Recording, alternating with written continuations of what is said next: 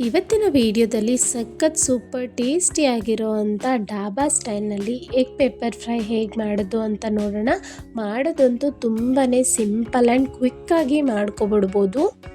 ಬನ್ನಿ ಹೇಗೆ ಮಾಡೋದು ಅಂತ ನೋಡೋದಕ್ಕಿಂತ ಮುಂಚೆ ಯಾರೆಲ್ಲ ಸಬ್ಸ್ಕ್ರೈಬ್ ಮಾಡಿಲ್ಲ ಪ್ಲೀಸ್ ಈಗಲೇ ಹೋಗಿ ಸವಿ ಕಿಚನ್ ಕನ್ನಡಗೆ ಸಬ್ಸ್ಕ್ರೈಬ್ ಮಾಡಿ.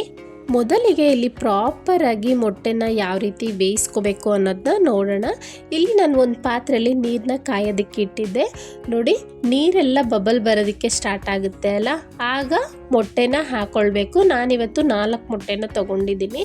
ಮೊಟ್ಟೆ ಹಾಕಿದ ತಕ್ಷಣ ಒಂದು 1/2 ಟೀ ಸ್ಪೂನ್ ಆಗೋವಷ್ಟು ಉಪ್ಪನ್ನು ಹಾಕ್ಕೊಳ್ಳಿ.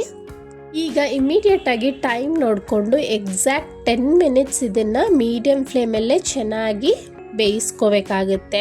10 ನಿಮಿಷ ಬೇಯಿಸ್ಕೊಂಡ್ರೆ ಪರ್ಫೆಕ್ಟಾಗಿ ಬಾಯ್ಲ್ ಆಗಿರುತ್ತೆ. ನಿಮಗೆ ಓವರ್ ಕುಕ್ಕೋ ಆಗಲ್ಲ ಅಥವಾ ಮೊಟ್ಟೆ ಬಿಡಿಸೋದಕ್ಕೆ ಕಷ್ಟನೂ ಆಗೋದಿಲ್ಲ. ತುಂಬ ಪರ್ಫೆಕ್ಟ್ ಅಂತ ಹೇಳ್ಬೋದು.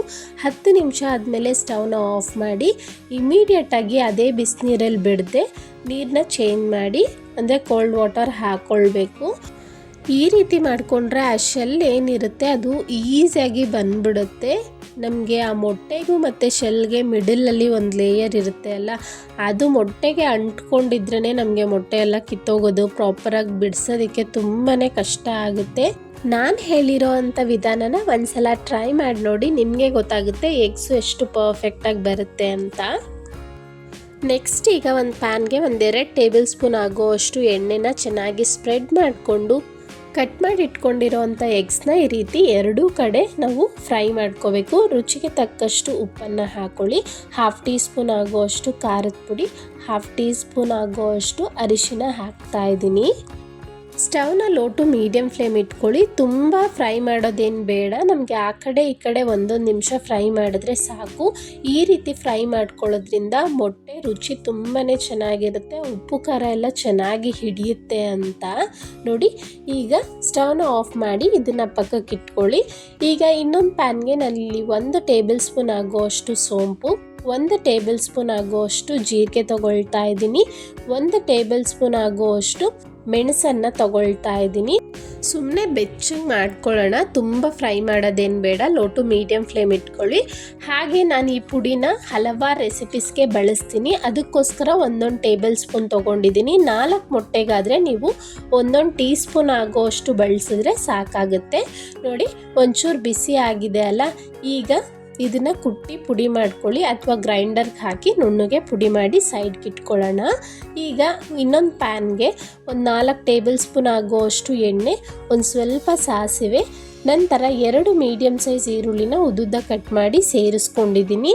ಈರುಳ್ಳಿ ಎಲ್ಲ ಒಂಚೂರು ಫ್ರೈ ಆಗಲಿ, 1 ನಿಮಿಷಗಳ ಕಾಲ ಚೆನ್ನಾಗಿ ಫ್ರೈ ಮಾಡ್ಕೊಳ್ಳಿ. ನಂತರ ಫ್ರೆಶ್ ಆಗಿರೋ ಅಂಥ ಸ್ವಲ್ಪ ಕರಿಬೇವು, ಫ್ರೆಶ್ ಆಗಿ ಕುಟ್ಕೊಂಡಿರೋ ಅಂಥ ಶುಂಠಿ ಹಾಗೂ ಬೆಳ್ಳುಳ್ಳಿ ಒಂದು 10 ಎಸಳು, ಶುಂಠಿ 1 ಇಂಚ್ ಆಗೋವಷ್ಟು ಕುಟ್ಬಿಟ್ಟು ಸೇರಿಸ್ಕೊಳ್ಳಿ, ಅಥವಾ ಪೇಸ್ಟ್ ಬೇಕಾದರೂ ಹಾಕ್ಬೋದು.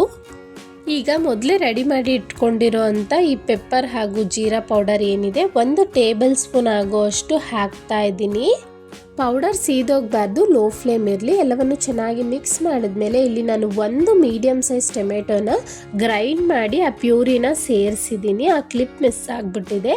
ಟೊಮೆಟೊ ರಾ ಸ್ಮೆಲ್ಲೆಲ್ಲ ಹೋಗಬೇಕು. ಲೋ ಟು ಮೀಡಿಯಮ್ ಫ್ಲೇಮಲ್ಲೇ ಚೆನ್ನಾಗಿ ಫ್ರೈ ಮಾಡ್ಕೊಳ್ತಾ ಬರೋಣ. ಗ್ರೇವಿ ಟೈಪ್ ಬೇಕು ಅನ್ನೋರು ಇದನ್ನು ಸ್ವಲ್ಪ ನೀರಿನ ಅಂಶ ಇದ್ದಾಗೆ ಎಗ್ನ ಹಾಕಿ ಫ್ರೈ ಮಾಡ್ಕೋಬೇಕು. ನಾನಿವತ್ತು ಹೇಗಿದ್ರೂ ಡ್ರೈ ಮಾಡ್ತಾ ಇರೋದು. ನೋಡಿ, ತಿಕ್ ಕನ್ಸಿಸ್ಟೆನ್ಸಿ ಬಂದಮೇಲೆ ನಾನು ಎಗ್ನ ಹಾಕಿ ಜಸ್ಟ್ 1-2 ನಿಮಿಷ ಮಸಾಲೆ ಎಲ್ಲ ಹೊಂದ್ಕೋಬೇಕು ಅಷ್ಟೇ, ನಿಧಾನಕ್ಕೆ ಫ್ರೈ ಮಾಡ್ಕೊಳ್ತೀನಿ. ಈಗ ಫ್ರೆಶ್ ಆಗಿರೋ ಅಂಥ ಕೊತ್ತಂಬರಿ ಸೊಪ್ಪನ್ನ ಹಾಕಿ ಒಂದ್ಸಲ ಎಲ್ಲವೂ ಮಿಕ್ಸ್ ಮಾಡಿ ಸ್ಟವ್ನ ಆಫ್ ಮಾಡಿದ್ರೆ ಸಖತ್ ಟೇಸ್ಟಿಯಾಗಿರೋ ಅಂಥ ಎಗ್ ಪೆಪ್ಪರ್ ಡ್ರೈ ರೆಡಿ ಇದೆ. ತುಂಬಾ ಕ್ವಿಕ್ಕಾಗಿ ಮಾಡ್ಕೊಬಿಡ್ಬೋದು ಅಲ್ಲ. ನನ್ನ ಚಾನಲಲ್ಲಿ ಚಿಕನ್ ಪೆಪ್ಪರ್ ಫ್ರೈ ಹೇಗೆ ಮಾಡೋದು ಡಾಬಾ ಸ್ಟೈಲ್ನಲ್ಲಿ ಅಂತ ಇದೆ, ಇಂಟ್ರೆಸ್ಟ್ ಇರೋರು ಚೆಕ್ ಮಾಡ್ಬೋದು. ಎಗ್ಗಿಂತ ಚಿಕನ್ ಪೆಪ್ಪರ್ ಫ್ರೈ ಅಂತೂ ತುಂಬ ಟೇಸ್ಟಿಯಾಗಿರುತ್ತೆ, ಮಕ್ಳಿಗೂ ಸಹ ಅಷ್ಟು ಇಷ್ಟ ಆಗುತ್ತೆ. ನನ್ನ ಚಾನಲ್ನಲ್ಲಿ ಹಲವಾರು ರೀತಿಯ breakfast recipes, rice varieties and cake recipes ಸಹ ಇದೆ. ಇಂಟ್ರೆಸ್ಟ್ ಇರೋರು ಚೆಕ್ ಮಾಡ್ಬೋದು. ಪ್ಲೀಸ್ ಯಾರೆಲ್ಲ ಸಬ್ಸ್ಕ್ರೈಬ್ ಆಗಿಲ್ಲ ಸಬ್ಸ್ಕ್ರೈಬ್ ಮಾಡಿ.